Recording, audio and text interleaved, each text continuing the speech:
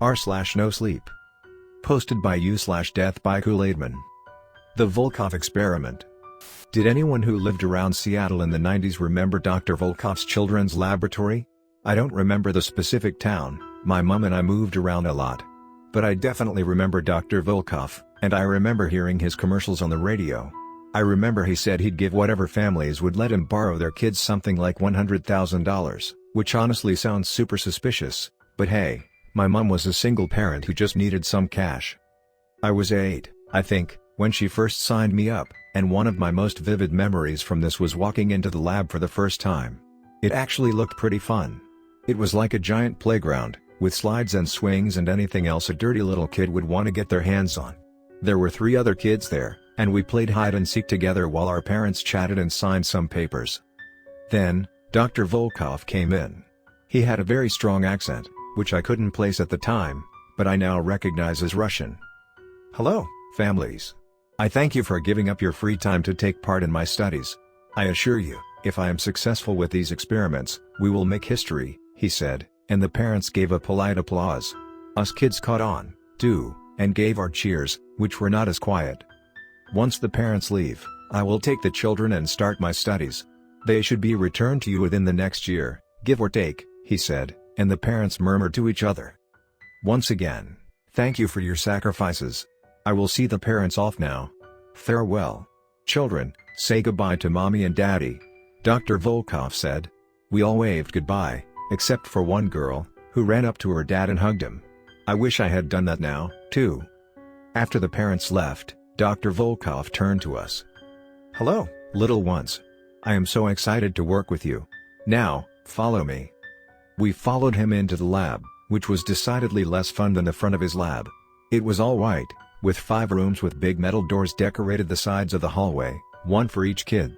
There was some strange equipment that I didn't know the names of. There were 4 kids, 3 boys including me, and 1 girl. We introduced ourselves. There was Michael, me, and Dalton, who were both 8. Then there was Cassandra, who was 9. And the oldest, Andrew, was 10. Dr. Volkov explained that we'd still have time to play together, an hour a day, but most of our time was to be spent working on our experiment. Dalton raised his hand. "What's the experiment?" Dr. Volkov smiled. It looked almost fake. Who here has ever wanted to have superpowers? All 4 of us went ballistic. We all wanted to be heroes. What if I told you that is made possible with us? That's right, over the course of a year, I will make you 4 into a group of superhumans, each with your own special power. All of us clapped. This sounded amazing. And with that, we were sent to our rooms. The interior of mine was strange: no toys, or posters, or race car beds like the one I had at home. There were a lot of lights though, but a lot of them weren't on for some reason. I was tired, so I laid down in my little bed, decorated with lightning bolts, and went to sleep. The next day Dr. Volkov taught us more about the experiment. He was going to condition us all to have superpowers, and then make a sort of super team to fight bad guys. We all had different superpowers. I was going to get the power to manipulate energy, which made my room make a whole lot more sense. Dalton would be able to talk to the dead. Cassandra would be immortal. And Andrew was going to gain the strength of a gorilla, which we all thought was hilarious when we first heard it. Our training was to begin immediately, and they sent us all away to separate rooms. I was sat in a large chair where one of Dr. Volkov's assistants named Katya sat with me. "Hello, Michael. How are you? We're going to make you into a superboy. Isn't that exciting? Now, this may hurt a little bit." Without warning, she pulled a lever, and the chair I was sitting on suddenly lit up. I had been shocked by an electric chair, and began to cry. "Do not worry, little boy. It will not kill you, but it will make you strong. Don't you want electricity powers?" I thought about it, and even though it hurt, electricity powers started to sound really cool. I nodded, and she shocked me again. I cried. And that was my life for the next while, getting shocked, crying, and getting shocked again. Until one day, maybe 2 or so months later, when they tried something different. "Here, hold this, Michael," Katya said, handing me a metal rod. "This will hopefully conduct enough electricity to go through you and power that light bulb. Put your hand on the light bulb, Michael." I obliged. "Now, ready? 3,21. She then shocked the rod, which sent electricity through me, and into the light bulb. It hurt, but not as much as it should have. Katya smiled, and called Dr. Volkov into my laboratory. He was elated. It worked, child. See, all the days of training you to be resistant to electricity worked. Now we can continue our experiment. You earned your free time for the day, go play. It wasn't until then, when I went to play with the other kids, I noticed the changes. We all looked weirder, less normal. Dalton kept on whispering to nobody, and wouldn't really talk to us. Andrew looked weirdly buff, and kept climbing on things. And Cassandra honestly looked kind of scary. She looked all stitched together, like a rag doll. As Dalton stood by himself, Cassandra and Andrew and I sat and talked. I don't like these experiments, it's scary, Andrew said. They keep on giving me shots, and then I have to lift weights. It hurts my arms. I later learned that the shots they were giving him were injecting him with gorilla DNA, which is terrifying to me. I'm scared, too. They keep on hurting me. Every time a part of me dies, they stitch on a new one. See? Cassandra lifted her shirt, revealing part of her stomach had been stitched back on. They say that if we do it enough times, I'll be immortal.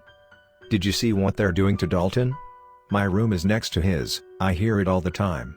They make him sit with dead bodies, and then he'll talk to them. It scares him a lot, Andrew said. I looked over to Dalton. He had big circles around his eyes, and looked pale and gaunt. I wondered if he had secretly been replaced by one of the dead bodies. That night, something weird happened. I was awoken by a bunch of red flashing lights and alarms. Something was wrong in the laboratory. Katya came and carried me out of bed, and I saw other workers carrying the other kids out of bed, too. Everyone except Dalton. We heard a bunch of screaming from another room as the three of us were ushered into our playroom. I held Cassandra's hand, and Andrew stood in front of us, trying to protect us. I have to join them. I have to join them. They told me. We heard him yell as Dr. Volkov's voice desperately tried to calm him down. Screams, and then silence. For a long time. We slept on the stuffed animals in the playroom that night. We never saw Dalton after that, and his door was boarded up.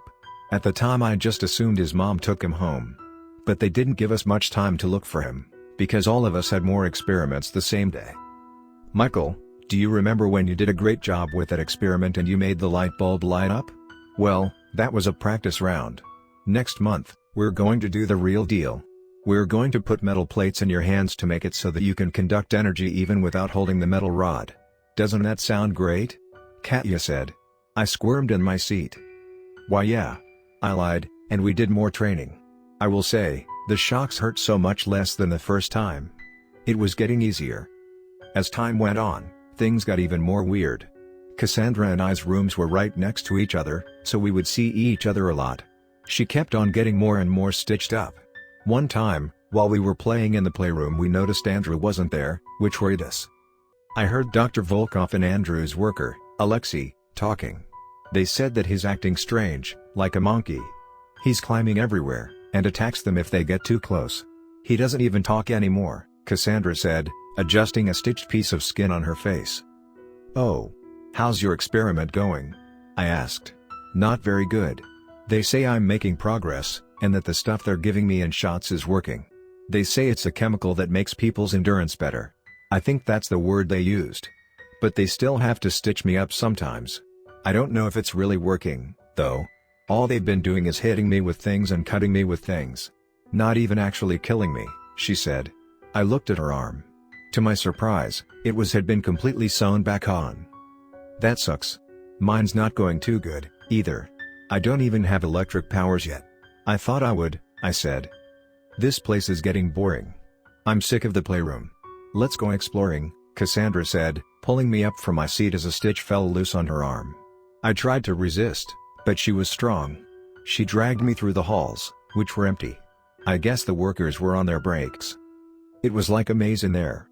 When we went past the children's ward, aka our ward, we saw a bunch of medical stuff that looked weird. It looked fancy and official. There was a door at the end of the hallway, which Cassandra pulled me into. Inside we found a bunch of documents. We picked them up and started reading them. The Volkov Experiment. She read out loud. Conducted to test the limits of the human body and mind, mentally and physically. Subjects, Dalton McDermott, Michael Porter, Cassandra Colombo, and Andrew Scott. That's us. Keep reading, I insisted. Subjects will be repeatedly tortured, under the rounds of being trained for greatness. They will be injected with placebo shots, beaten, electrocuted, forced to endure heavy physical activities, and locked in rooms with dead bodies. This experiment will test the theory formed by Dr. Dmitry Volkov, that if children are subjected to torture while under the assumption the result will be positive, along with being given positive reinforcement from mentors, they will experience less or different traumatic responses to said torture. We looked at each other. "So you mean we're not superheroes?" I asked. Tears formed in Cassandra's eyes, and we heard footsteps somewhere in the hallway. "We'd better get going," she said, grabbing my hand as more stitches fell loose in her arms. We raced down the hall and back into the playroom just as Katya walked in. "Bedtime, children," she said, and she took us to our rooms where she tucked me into bed. I didn't sleep that night, at all. The next day is when all hell broke loose. During free time, Cassandra and I decided to check on Andrew, who hadn't left his rooms in days. "Andrew? Hello?" we said, opening the unlocked door. What I saw in there will haunt me for the rest of my life. He was going, no pun intended, apeshit, climbing on the walls of his room. His eyes were glazed, like he had no idea what was going on. He wasn't even talking, just grunting and screaming. We ran to get an attendant. "Katya, Andrew's crazy. The gorilla DNA you put at him was working," I said, and Katya ran to hide us in the playroom. Andrew had escaped his room. Cassandra and I pressed our ears to the door, trying to listen in. "Subject 4 is reacting poorly to the gorilla DNA, Dr. Volkov," Katya reported, as they tried to track down Andrew. No, impossible," Dr. Volkov said. "We didn't give him any gorilla DNA. It was a placebo," he said, and even though at that age I didn't know what a placebo was, Cassandra and I still looked at each other in shock. "That's fascinating, let me write this down," we heard him say. "No, Dr. Volkov, there's no time, there is a breach in his room, he is somewhere in the building," Katya said, panicked. No, let me. "Dr. Volkov, subjects 2 and 3 are in danger, and so are we, there is no time. It won't take. Dr. Volkov." Suddenly, we heard screaming, and running, and chaos. I guess Andrew had found them. When everything was quiet, Cassandra carefully opened the door to the playroom. Dr. Volkov and Katya, or at least what remained of them, were lying on the floor, in a mess of blood. Andrew in the corner, hyperventilating. He turned around, and rushed towards us. Cassandra screamed, but he stopped in front of us. "Hey Andrew?" I said shakily, not even expecting him to say anything. "Go. You're free," he hissed, and Cassandra and I stood there in shock. "Are you stupid? They're coming. Go, before they get you," he said, and only then did we notice the men in biohazard suits running towards us. Cassandra and I ran, until we found the exit into the playground at the front of the building. We heard gunshots behind us, and Andrew's screams. But we didn't care, all we could do was run out the door, out of the hellhole we had been in for months. We waited outside the door for a while, waiting for Andrew to come out after us, but he never did. That was the last I saw of the Volkov experiment. No documents were ever published, no police reports, nothing. Cassandra and I went our separate ways, back to our families, and soon Mom and I moved towns. Sometimes I wonder if I dreamt the whole thing. But, last week at the coffee shop, I saw a girl with strange stitches up and down her body, and as she left with her drink, we made eye contact, and I knew she recognized me, too. I guess some things, you just can't make up.